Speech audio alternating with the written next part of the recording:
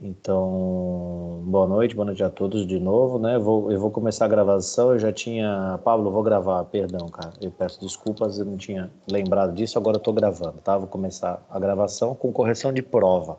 Aí fique para todos assistir aí, tá bom? Já que isso depois no final da aula eu dou presença para ti, que entrou depois aí, eu acabei não dando presença, tá? Já fiz a chamada, mas depois faço novamente. Vamos lá, então. Vamos de volta, iniciando.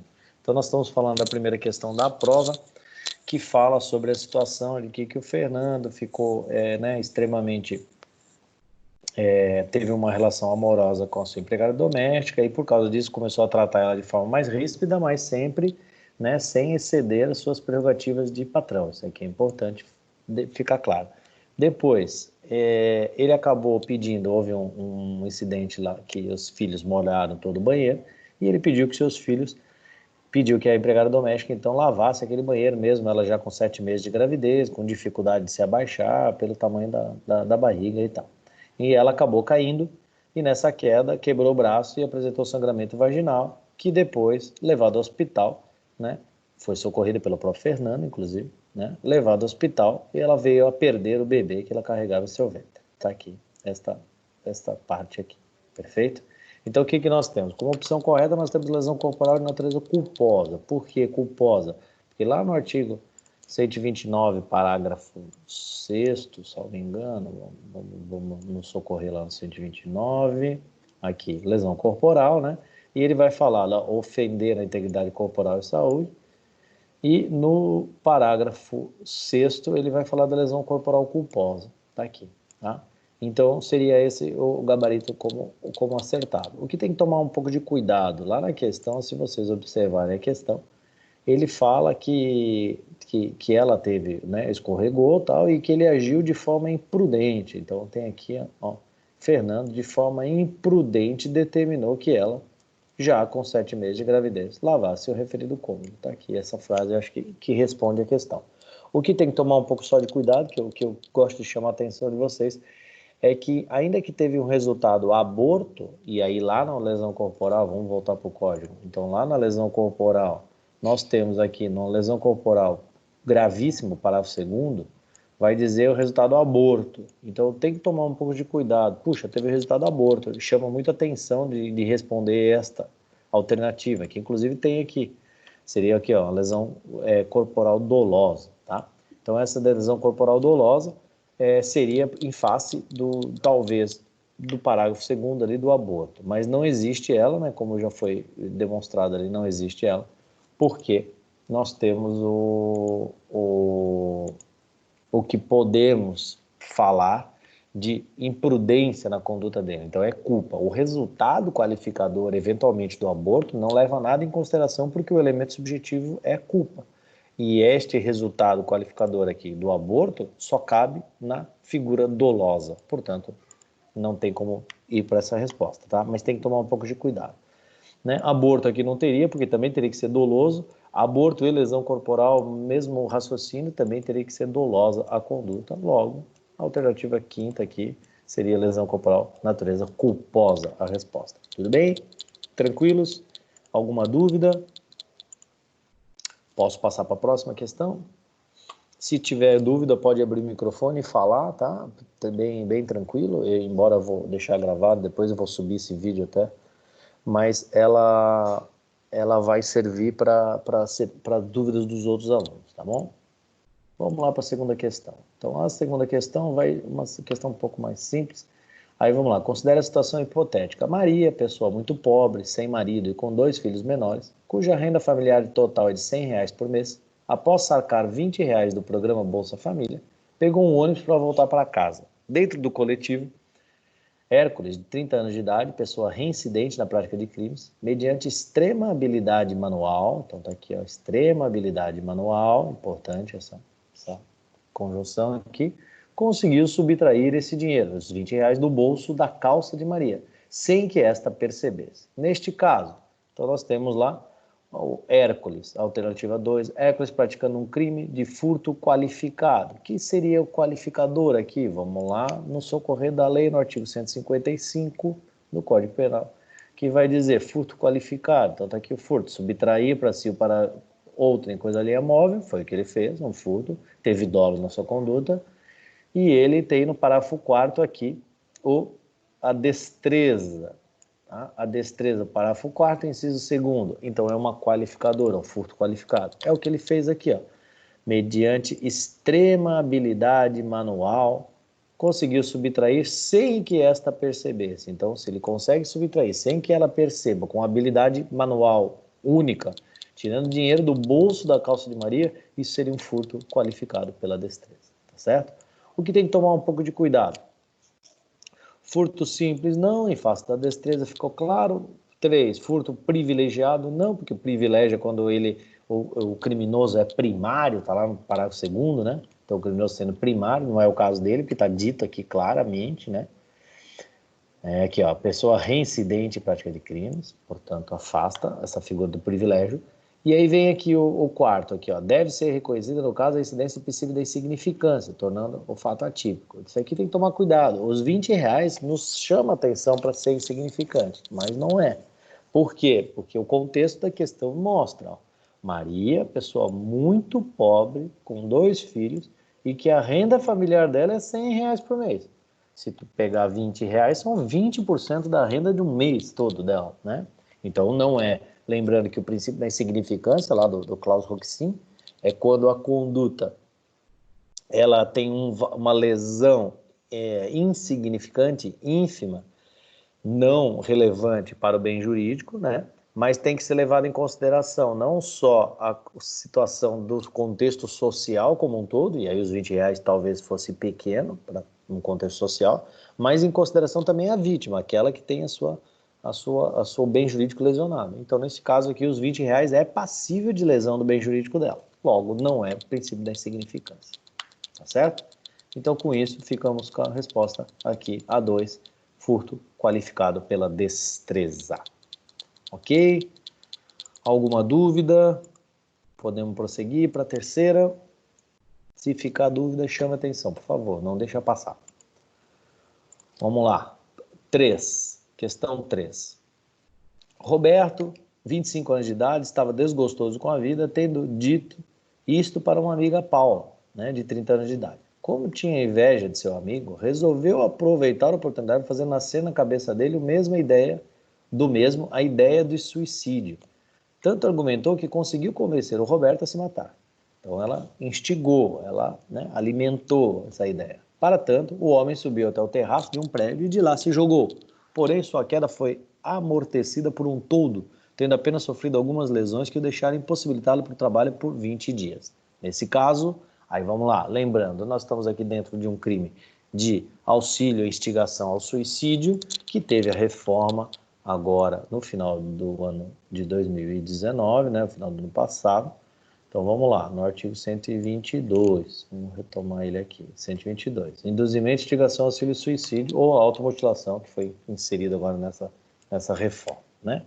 Então, induzir ou instigar alguém a suicidar-se, tá? Ou prestar auxílio material para que eu faça. Então vamos lá. Como a gente tinha dito, esse crime é um crime condicionado ao resultado, e ele tem 2 resultados como possíveis, vejam só, ele tem se da tentativa resulta lesão corporal de natureza grave ou gravíssima, e se consuma em resultado morte. Então, ele tem esses 2 resultados como resultados qualificadores, tá? Logo, não se admite tentativa dessa conduta. Aí, vejam, ele sofreu aqui,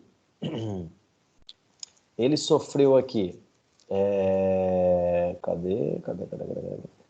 Sua queda foi amortecida por todo, tendo apenas sofrido algumas lesões que o deixaram impossibilitado para o trabalho por 20 dias. Lembre-se, impossibilidade de trabalho por 20 dias não acarreta lesão grave, porque a lesão grave lá no 129, vamos lá no 129, seria ocupações habituais por mais de 30 dias, está aqui, né, 30 dias, e lá na questão ela teve por 20 dias, então isso não é uma lesão grave, perfeito? Vamos lá. Alternativa, opção como correta que está dando aqui, Paula não deve ser responsável por homicídio, nem por induzimento, instigação, auxílio, suicídio, seja na forma tentada ou consumada. Essa é a alternativa correta. Por quê? Volto a dizer, Aqui seria, ela instigou ele a suicidar-se, então claro que seria um crime de auxílio a suicídio, e ele é um crime condicionado à ocorrência dos resultados. Ou acontece a morte, ou acontece a lesão corporal natureza grave, né? Se não acontecer nenhuma dessas duas condutas, não teríamos que falar nesse tipo penal aqui, perfeito? Então, afasta as outras hipóteses aqui, ó. A hipótese 1 aqui até tem vale a pena chamar a atenção, a Paula deve ser por tentativa de homicídio, pois fez surgir na cabeça a ideia de se matar, portanto sua conduta foi determinante para o evento. Então, né, homicídio não, porque homicídio teria que ela tirar a vida dele. E quem tirou a própria vida, ou tentou contra a própria vida, foi ele. Então, nós estamos falando do suicídio. E como o direito penal agora afasta a possibilidade de o auxílio de alguém ao suicídio. Perfeito? Tá? Então, lá no 122 do Código Penal. Tranquilos? Podemos prosseguir? Vamos ver lá. Peraí, Eduardo falou. Entendi agora. Essa do induzimento, mas tinha algumas dúvidas, pensava que esse crime se consumava no ato do auxílio já. Não, esse não, porque por ser condicionado. Se fosse talvez um homicídio, sim. Aí eu tive uma contribuição, né? E aí o homicídio é um crime material. Então eu tive uma contribuição. Se ele vir a morrer, consumado. Se ele ficar na tentativa, tentado. Agora no auxílio ou induzimento a suicídio já não, já altera esse entendimento. Tá, Eduardo? Então vamos para a próxima, 25 aqui, da Maria aqui. Maria, logo após dar à luz a Samuel, sob a influência do estado puerperal, resolveu matá-lo. Antônio, pai do menino, sabendo a intenção de Maria, instigou-a para que efetivasse seu intento. Assim, durante a noite, a mulher foi sozinha até o berçário, sufocou até a morte a criança que estava no berço utilizado desde o nascimento por seu filho. Ocorre que, um pouco antes, as enfermeiras tinham mudado as crianças dos berços que ocupavam, sendo que Maria acabou matando, por engano, um bebê que não era o seu filho. Neste caso, vamos lá. A alternativa estaria 4. Tanto Maria quanto Antônio devem ser responsabilizados por infanticídio. Essa é a alternativa dada como correta. Vejam só, nós temos dois pontos muito importantes aqui nessa questão. Primeiro, vamos lá. Maria, ela estava sob a influência do estado puerperal, então isso é indiscutível. Foi logo após o parto, né? Vamos lá aqui. Após dar à luz a Samuel, né? Então, está sob a influência do estado puerperal, está logo após o parto, vamos voltar na lei aqui, que é no 123, o infanticídio, né? Então, vamos pôr o 123 na tela para nos ajudar. Aqui, o infanticídio 123. Então, o que diz o tipo? Ele fala, matar, tem que ter influência do estado puerperal e tem que ser logo após o parto, durante ou logo após o parto. E o próprio filho, essa é uma condição, uma elementar do tipo necessária para acontecer o infanticídio. Então nós temos isso tudo. Nós temos logo após o parto, nós temos influência do estado puerperal da Maria, está tudo perfeito. Sujeito ativo lá é um crime próprio, lembrem-se disso, né? Um crime próprio, então só a mãe pode cometer esse crime. E a Maria foi a que deu à luz a criança, então está tudo perfeito. O que tem de problema aqui é que foi trocado os nenéns, né, dos berços, e a mãe, acabou matando, por engano, um bebê que não era o seu. Então ela matou o outro filho. O que nós temos de problema? Vamos voltar na lei. Matar sob experiência o próprio filho. Ah, doutor, então se não é o próprio filho, eu não posso responder por infanticídio? Perdão. Eu não posso responder por infanticídio por não ser o próprio filho. Aí é que é um grande ponto, a sacada. Vejam, o que tem de importante aqui, isso é uma questão de concurso muito recorrente, tá? Com outras redações, mas sempre a mesma questão. Vejam só. Ocorre que, um pouco antes, as enfermeiras tinham mudado as crianças dos berços que ocupavam. Só que, olha só, antes disso, durante a noite, a mulher foi até o berçário e sufocou a criança que estava no berço utilizado desde o nascimento. Então, para ela, era o filho dela. Ela enxergava, ela visava como sendo filho dela, porque ela foi no mesmo berço que a criança sempre utilizava. Ocorre que as enfermeiras haviam trocado as crianças. Perfeito? Então, para a mãe, ela acabou matando uma outra criança, mas achando que era filho dela. Então, quando ela mata outra criança achando que é o filho dela, ela acabou errando. Vamos lá no 73, acho. Aqui, 73, ó. Quando, por acidente ou erro nos usos dos meios de execução, o agente, ao invés de atingir a pessoa que pretendia atingir, atinge pessoa diversa, responde como tivesse praticado o crime contra aquele, atendendo o disposto no parágrafo 3º do artigo 20, que é isso que eu quero mostrar para vocês. Tá? Então, parágrafo 3º do artigo 20, essa é a regra sobre erro de execução, e nós vamos no parágrafo 3º, que o que aconteceu foi não um erro de execução, e sim um erro contra a pessoa, que está no artigo 20, que vale a pena ter lido o 21, o 73. Aqui o erro, as discriminantes putativas.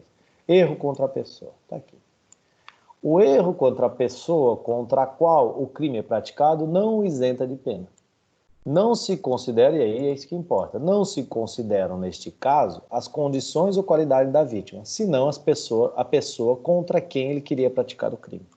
Então, como ela queria praticar o crime contra o seu bebê, seria o seu próprio filho, vai fazer com que ela leve as condições, as qualidades da vítima visada, e não aquela que efetivamente morreu. E aí isso vai fazer ela responder por que crime? Ela volta lá no 183. Responde como se tivesse praticado o crime contra aquela. Então, contra qual? Contra o seu próprio filho. Logo, ela vai ter a responsabilização do artigo 123 aqui do infanticídio, tá? Matar o próprio filho. Ainda que não é o próprio filho, é como se fosse em face do erro contra a pessoa. Nisso, esse é o ponto, talvez, chave mais complicado que nós temos. Mas nós temos aqui o Samuel, que é o marido. Qual é a discussão do Samuel? Samuel vai dizer o seguinte... o Samuel, pai do menino, sabendo da intenção de Maria, ou seja, de querer matar o próprio filho, ele instigou ela para que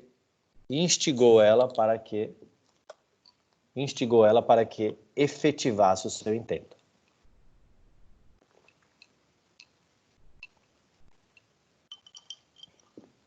Perdão. Então, ele instigou. Se ele instigou, ele contribuiu na conduta dela. Então, lá pelo artigo 29, a coautoria, né? Vamos, me permita voltar lá. No artigo 29, só para lembrar que quem, de qualquer modo, concorre para o crime, incide nas penas a ele combinada na medida da sua culpabilidade. Tá aqui, teoria monista. Então, o que aconteceu? Ele concorreu na conduta dela. Se ele concorreu na conduta dela, que crime ela praticou? O artigo 123, que é o infanticídio. Acontece que nós temos um probleminha. Como é que ele, que não tem estado puerperal, como é que ele mata a criança, ainda que seja o próprio filho, mas ele não está no estado puerperal, então ele não poderia responder por esse crime. Mas há uma exceção lá no artigo 30, estava lá, tive que sair, voltei. Há uma exceção no artigo 30 que vai dizer o quê? Lembra lá, não se comunicam as circunstâncias e condições de caráter pessoal, salvo quando for elementar do crime. É elementar do crime? O que é elementar do crime? Quando faz parte do crime, né? É uma peça-chave, um elemento essencial. Então, o que é elemento essencial? Elemento essencial vai dizer que é o estado puerperal. Para ser o crime de infanticídio, tem que ter o estado puerperal. Então, vamos lá. Aqui, matar sob a influência do estado puerperal. Isso é um elementar do crime. Como é elementar do crime, ainda que ele não esteja nisso, por ser uma condição pessoal, vai se comunicar para todo mundo que concorrer no crime com ela. Logo, o pai, aqui o Samuel, responde também por infanticídio, por força da coautoria, em face das condições pessoais se comunicarem para todos que concorrerem no crime. Logo, a alternativa aqui está correta, tanto Maria quanto Antônio devem responder por infanticídio. Tá certo? Essa eu acho que seria o gabarito mais acertado e que se enquadra perfeitamente nas nossas condições aqui. Tá bom? Tranquilos? Alguma dúvida? Vamos lá. Erro com a pessoa, pois ela pensava ser seu filho. Isso aí. Vamos voltar Um pouco. Isso, filho. Isso. As enfermeiras não teriam alguma responsabilidade na troca dos bebês? Não, não necessariamente, a não ser que fizesse isso com dolo, com intenção de algo, né? E aí na questão não diz isso, não tem como a gente extrair isso daí, tá, Bruna? A Kinker, mas então não precisa auxiliar ela materialmente? Não, ele pode participar do crime de alguma forma e a incentivar dele aqui foi determinante. Existe uma teoria que até que é uma teoria minoritária por parte da doutrina que diz o seguinte: se os atos de execução do tipo não são praticados por este, ele seria partícipe apenas e não coautor. E uma vez partícipe, ele poderia ser responsabilizado por um outro crime. Talvez até o homicídio aqui, mas não concordo muito. Não é o entendimento majoritário, né, dos tribunais e da doutrina, tá? Mas é uma questão bem interessante essa daqui. Vamos para a próxima. Maria da Silva, médica pediatra, questão de concurso direto, cai essa questão no concurso, galera. De novo, mais uma. Essas duas, vamos dizer assim, é muito comum cair em concurso público, tá? Então, atentem-se para tal. Então, Maria da Silva é a médica pediatra, trabalha no Hospital Municipal em regime de plantão. De acordo com a escalada de trabalho com a escala, de trabalho divulgada no início do mês, a Maria seria uma única médica pediatra com a obrigação de trabalhar no plantão, que se iniciava 5 de janeiro, das 20 horas, e findava 6 de janeiro, às 20 horas. Contudo, depois de passar toda a noite do dia 5 sem nada para fazer, Maria resolve sair do hospital para participar da comemoração do aniversário de uma prima sua, um churrasco que se realizaria na casa a poucas quadras do hospital. Maria deixa o hospital às 12 horas do dia 6, sem contudo avisar onde estaria, ou seja, ela teria que sair às 20 e ela saiu às 12. Maria deixou o número de seu celular, mas o papel que continha extraviou no quadro de aviso. Maria não retornou mais ao hospital até o fim do plantão. Ocorre que, às 14 horas do dia 6, Manuel da Silva, uma criança de apenas 6 anos, é levado ao hospital por parentes, precisando de socorro médico imediato. Embora houvesse outros médicos de plantão, cardiologista, ortopedista, ambos se recusaram a examinar Manuel, alegando que não eram especialistas e que o responsável pelo plantão de emergência era Maria. Manuel de Souza, então, morre de meningite cerca de 8 horas depois, na porta do hospital, sem ter sido atendido. Qual o crime praticado por Maria? Atentem-se, tá?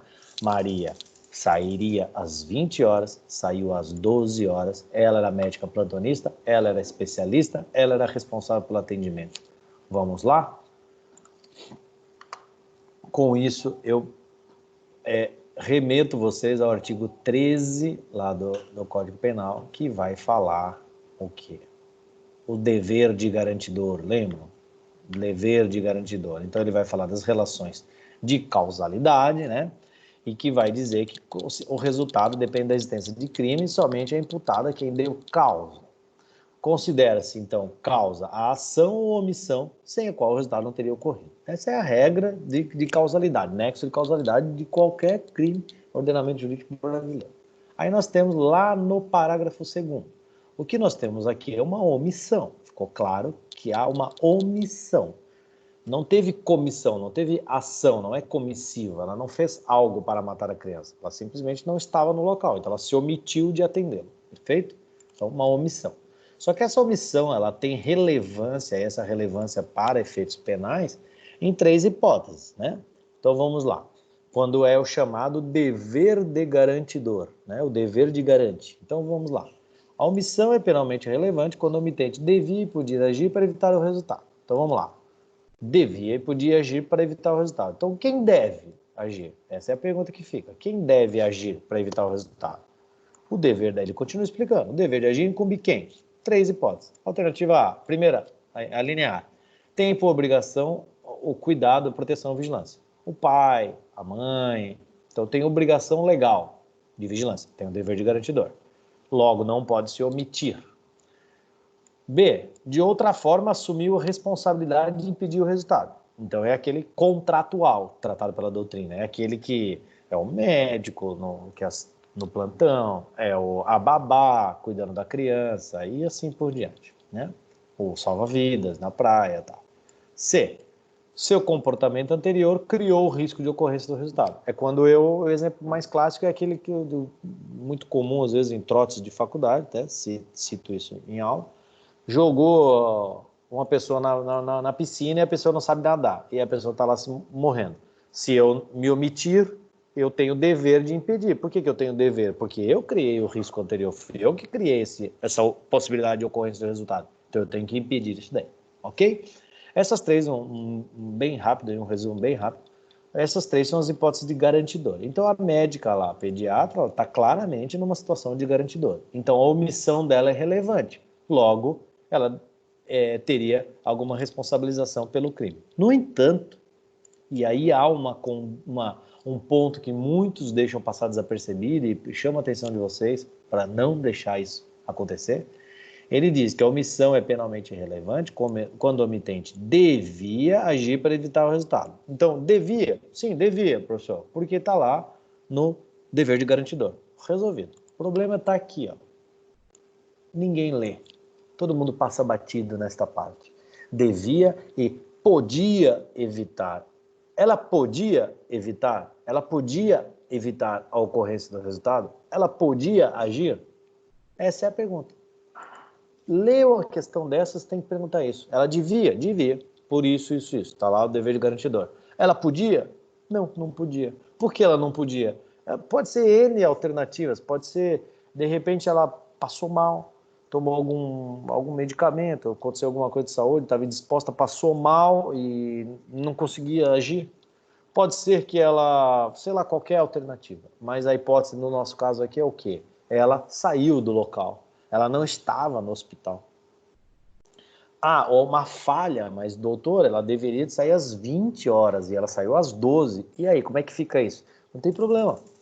Não tem problema. Ainda que ela saiu antes, essa falha é uma falha administrativa, que ela vai ter a sua responsabilização administrativa, mas não penal. Penal, ela não responde porque ela não podia agir. Portanto, a alternativa 2 aqui está extremamente correta. Nenhum crime ela pratica, porque ela não podia agir para evitar este resultado.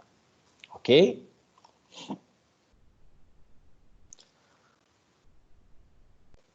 Não, Débora.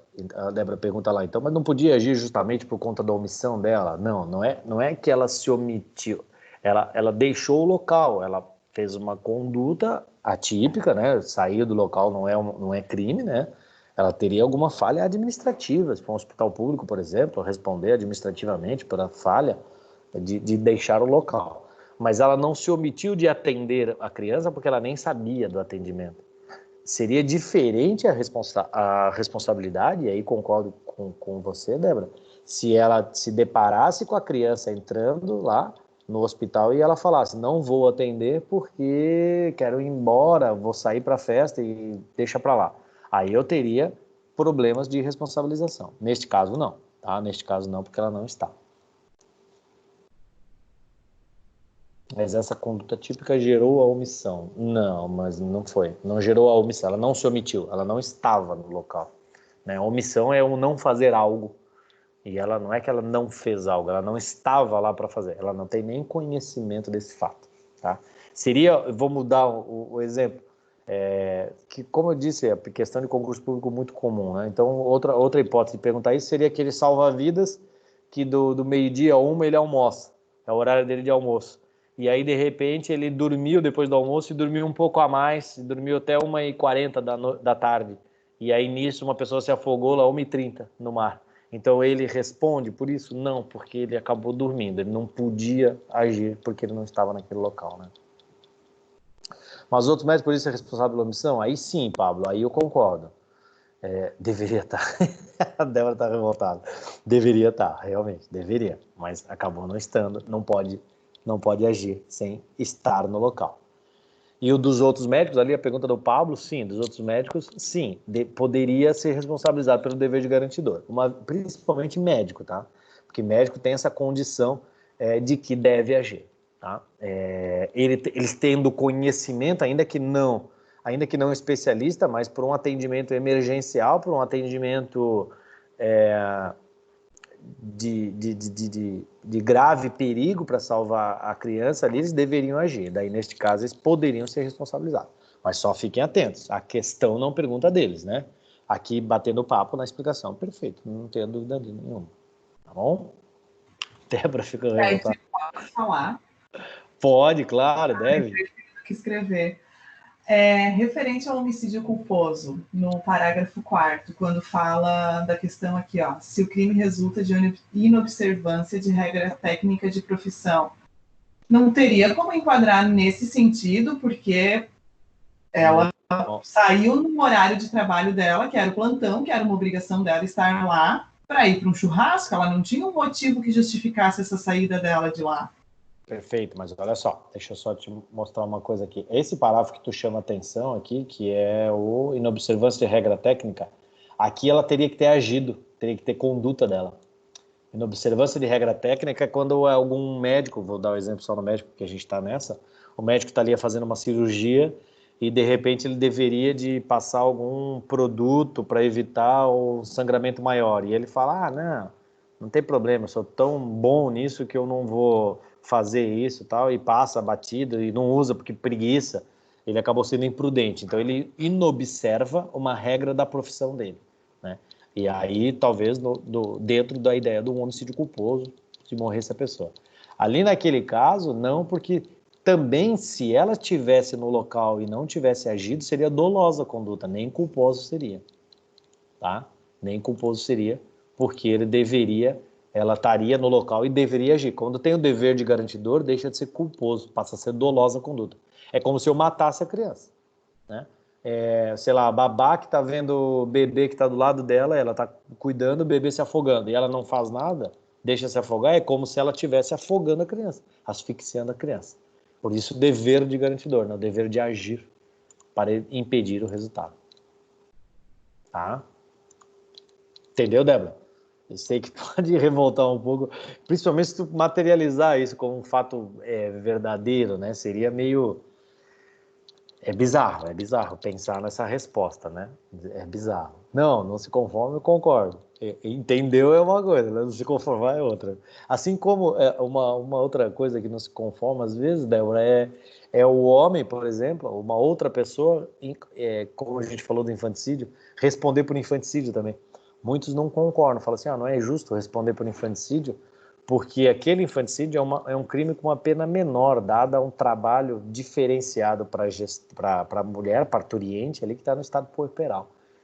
Então deveria de ser para ela só para ela essa conduta. Então não, é meio revoltante pensar em outra pessoa respondendo. Acho que é mesmo o sentimento que tu deve estar agora, Débora, né?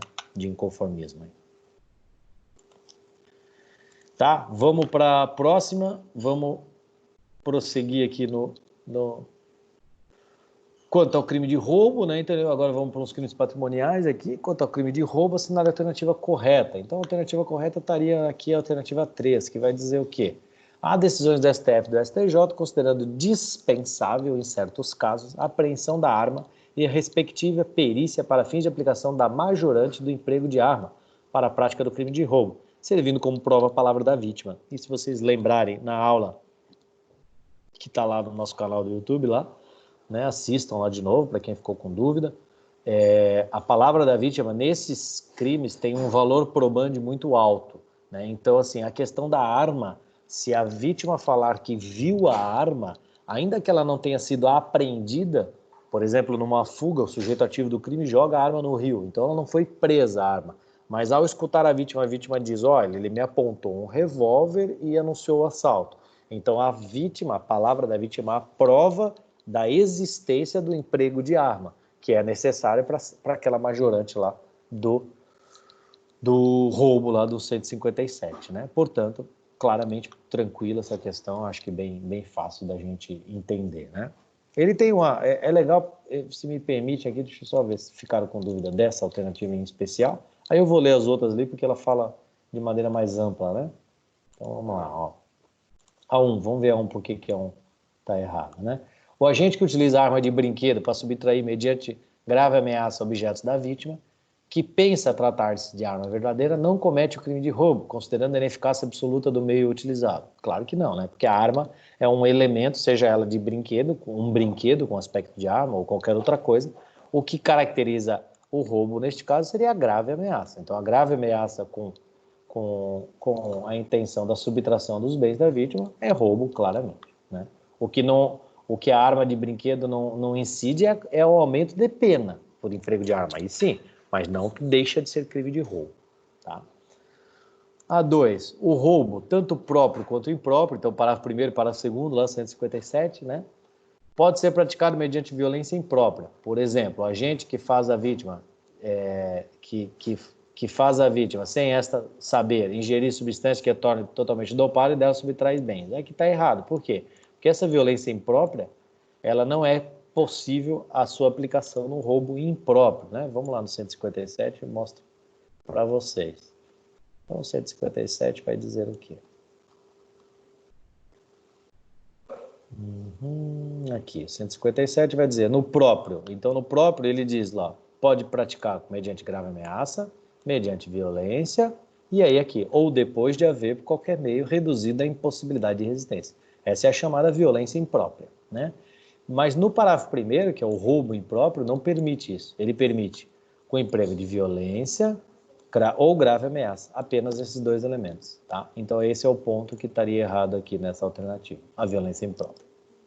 A 13 é a alternativa correta que já vimos. A 4, vamos lá. Caso, durante a subtração violenta, o agente mate a vítima, mas não consegue levar consigo o objeto visado, deverá responder por crime de latrocínio tentado. Não, né? Por força da súmula 610, inclusive, né? Já diz que o crime de latrocínio vai se dizer consumado ou tentado com relação ao resultado. Se a morte, se o homicídio se consumar, ou seja, se a morte ocorrer, está consumado, independente da subtração dos bens ou não. Está lá na súmula e está na nossa aula do latrocínio, né? Lá no YouTube também. E assim, o latrocínio, que é o roubo seguido de morte, aqui tratado, deve ser julgado pelo tribunal do júri em face de lesão dolosa ao bem jurídico vida. Não, né? Porque o bem jurídico, a vida, é uma consequência do resultado qualificador. O bem jurídico aqui é o patrimônio, é um crime contra o patrimônio. Não vai para o júri, porque só vai a júri os crimes dolosos contra a vida. Perfeito? Uma questão bem legal, bem ampla, né? Fala bastante, acho que dá para aprender bastante com essa questão. A próxima aqui. Deixa eu só, desculpa, me avancei aqui. Alguma dúvida? Alguém ficou? Tranquilo, Léo. Perfeito, Léo, tranquilo. Vai lá, fica tranquilo, tá? Um grande boa noite. Vamos lá na penúltima questão, então. Que durante uma festa, as pessoas começaram a jogar cerveja umas nas outras. Algumas ficaram enfurecidas e começaram a confusão indiscriminada, onde várias pessoas se agrediram mutuamente. Então, várias pessoas se agredindo mutuamente. Durante a confusão, o Roberto foi atingido por uma garrafa, vindo a falecer. A polícia chegou, levou à delegacia 20 pessoas que comprovadamente participaram do confronto. Durante as investigações, foram requisitadas imagens de circuito interno na casa de show, ficando comprovado que a garrafada que levou Roberto a óbito foi desferida por Leonardo, que participou do confronto desde o início. Leonardo confessou que agiu com ânimos necandi, então vontade de matar, né? Ânimos necandi, o dolo aqui, de tirar a vida. Quanto às demais agressões ocorridas durante o entreveiro, não foi possível estabelecer a autoria, sendo elas apenas de natureza leve. Então, uma briga generalizada. Briga generalizada, um número maior que 3 pessoas, classicamente caracterizado a rixa. Então, vamos lá. A alternativa 3 vai dizer o quê? Vai dizer que Leonardo deve responder pelo crime de homicídio em concurso com o crime de rixa. Então, rixa por ter participado da confusão, dessa luta generalizada, e homicídio por ter dado uma garrafada com vontade de matar, com ânimos lecandi, contra o Roberto, que levou a falecer. Então, essa seria, acho que, a resposta bem tranquila, caracterizada aqui a rixa, porque temos 20 pessoas, uma briga generalizada, todo mundo batendo em todo mundo, né? Então, isso é rixa. Como não ficou comprovado que ninguém participou da garrafada, apenas o Roberto, ficou comprovado, então o Roberto vai responder pelo homicídio além da rixa, porque ele participou da rixa também, tá? Tranquilos? Uma questão acho que mais simples essa, né? Mas vale a pena. Vamos lá. E a última questão ficou, é correto afirmar? Aí ele vem lá várias alternativas. Vamos ler uma por uma, né? A alternativa correta seria a 2. Vamos lá primeiro na correta. A calúnia e a difamação se consumam no momento em que a ofensa chega ao conhecimento de uma terceira pessoa. Então lembram, calúnia e difamação é um crime contra a honra objetiva. Então, como eu tenho um crime contra a honra objetiva, a consumação vai se dar quando dá publicidade, ou seja, chegar ao conhecimento de uma terceira pessoa qualquer. E aí eu tenho a honra dele, dessa vítima, desse sujeito passivo, lesionada, portanto, consumada. Ok? Vamos na alternativa 1 aqui. A calúnia e a difamação, né? Vamos lá. A calúnia e a difamação se consumam no momento em que a ofensa chega ao conhecimento do próprio ofendido. Então, não, né? Acabamos, completamente diversa dessa. Precisa chegar ao conhecimento de um terceiro, porque é honra objetiva. 3. A injúria se consuma no momento em que a ofensa chega ao conhecimento de uma terceira pessoa. Não, na injúria não, porque na injúria ela é uma honra subjetiva, então basta chegar ao conhecimento do ofendido, né? Não precisa da terceira pessoa. É só em face do bem jurídico que muda. E 4, a difamação se consuma no momento que a ofensa chega ao conhecimento do ofendido, então desdobramentos dessa alternativa aqui, todas elas, né? Então não tem como ser, uma vez que já falamos, precisa da honra objetiva, calúnia e difamação. E honra subjetiva, a injúria apenas. Tá certo? Então com isso, penso que alcançamos aqui a explicação da prova toda, né?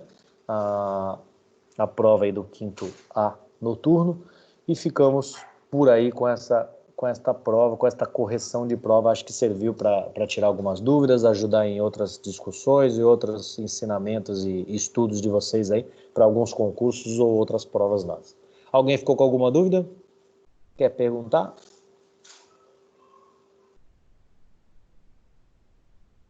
Era isso?